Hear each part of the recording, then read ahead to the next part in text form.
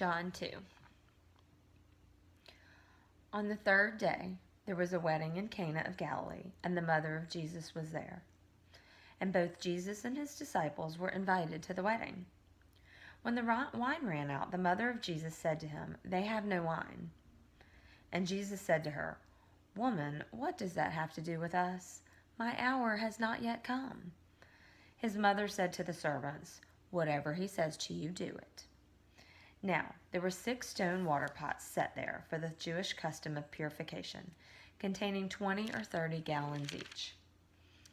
Jesus said to them, "Fill the water pots with water." So they filled them up to the brim. And he said to them, "Draw some out now and take it to the head waiter." So they took it to him.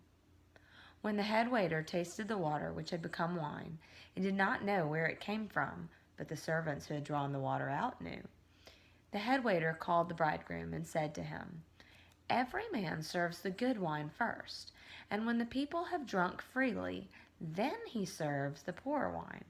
But you have kept the good wine until now."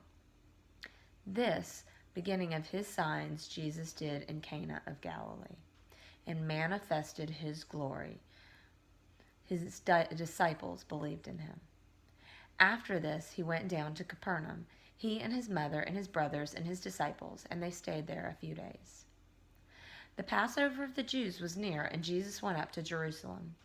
And he found in the temple those who were selling oxen and sheep and doves, and the money changers seated at their tables.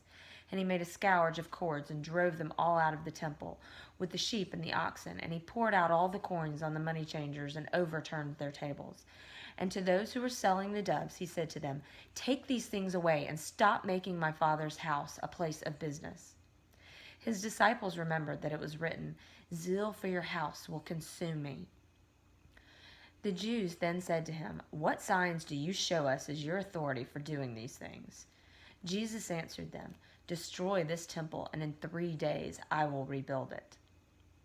The Jews then said, "It took us 46 years to build this temple, and you will raise it up in 3 days?" But he was speaking of the temple of his body. So when he was raised from the dead, his disciples remembered that he said this, and they believed the scripture and the word which Jesus had spoken.